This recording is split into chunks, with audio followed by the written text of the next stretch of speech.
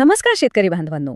सरकारी योजना तर भरपूर आहेत नाही का, पण बऱ्याचदा त्यांची नेमकी माहिती आपल्यापर्यंत पोहोचत नाही किंवा फायदा कसा घ्यायचा हा मार्गच कळत नाही.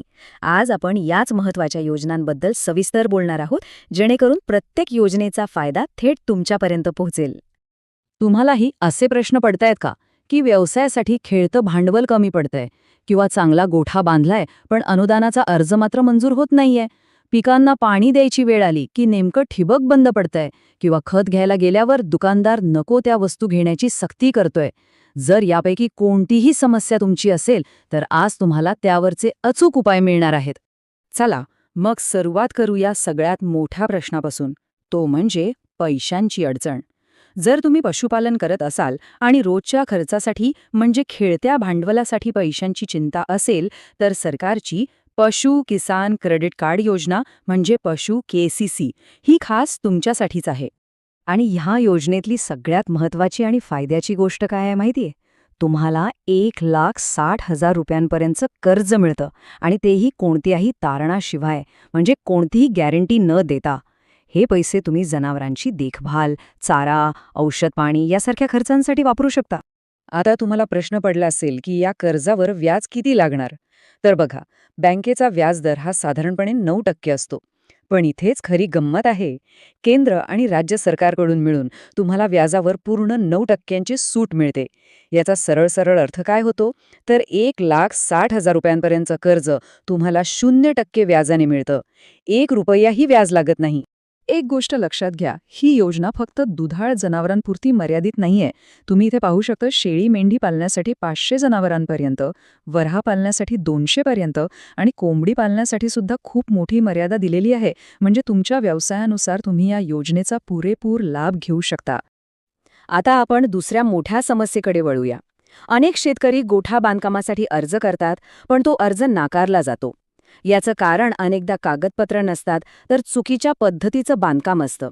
चला तर मग पाहूया 75% अनुदान मिळवण्यासाठी सरकारमान्य गोठा नेमका कसा बांधायचा.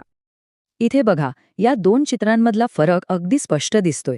डावीकडे आहे आपला पारंपरिक जमिनीवरचा गोठा.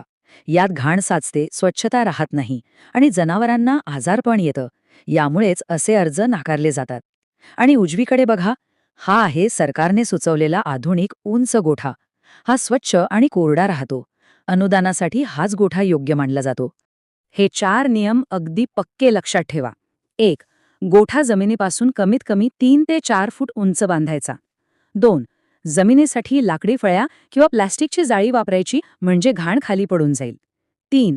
गोठ्याची उंची 10 ते 12 फूट आणि दिशा पूर्व पश्चिम ठेवायची, म्हणजे हवा खेळती राहील.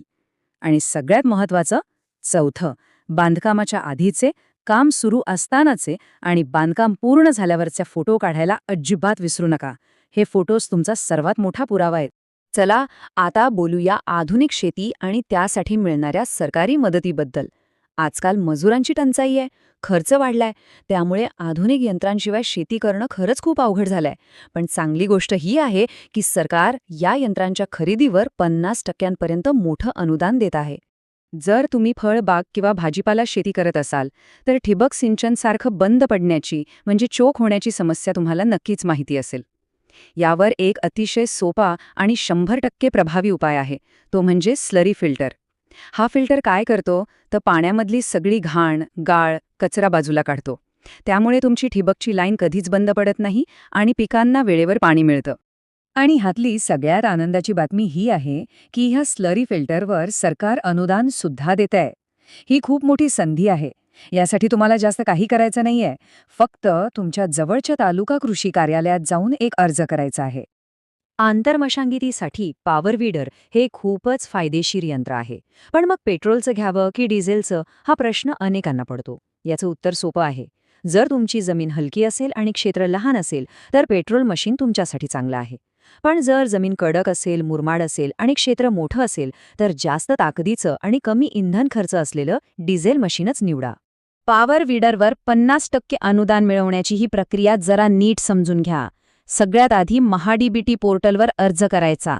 त्यानंतर लॉटरीमध्ये तुमचं नाव येण्याची वाट पाहायची. आणि आता हा सगळ्यात महत्त्वाचा टप्पा.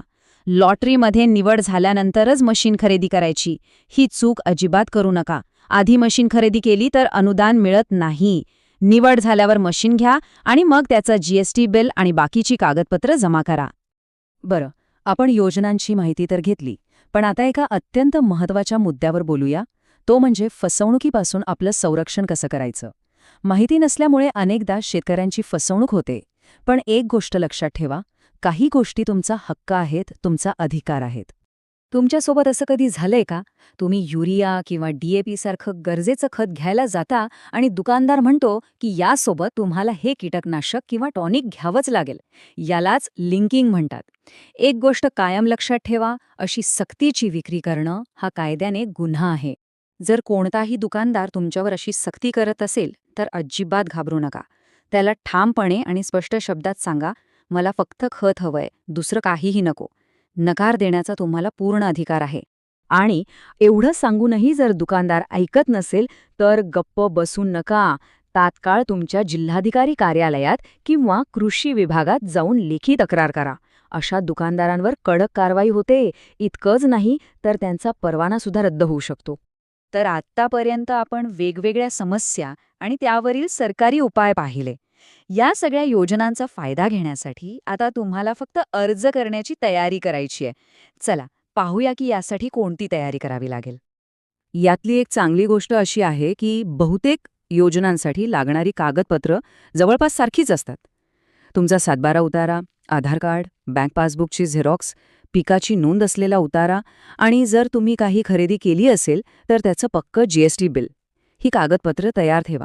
काही योजनांसाठी कृषी अधिकाऱ्यांच्या प्रमाणपत्राची गरज लागू शकते. ही फाईल तयार ठेवली की अर्ज करताना तुमची धावपळ वाचते. आणि सगळ्यात दिलासा देणारी गोष्ट म्हणजे आता बहुतेक योजनांची रक्कम थेट तुमच्या बँक खात्यात जमा होते, महा-DBT पोर्टलद्वारे. याचा फायदा काय? तर मधला माणूस संपला, सगळा व्यवहार पारदर्शक होतो आणि तुमचा हक्काचा पैसा थेट तुमच्यापर्यंत सुरक्षित पोचतो. एक गोष्ट नेहमी लक्षात ठेवा, या सगळ्या सरकारी योजना तुमच्यासाठीच बनवलेल्या आहेत. त्यांची योग्य माहिती घेऊन योग्य पद्धतीने अर्ज करून तुम्ही तुमच्या शेतीत आणि जीवनात एक मोठा बदल घडवू शकता. तर मग आता प्रश्न एकच आहे, या योजनांचा फायदा घेण्यासाठी तुम्ही तयार आहात का?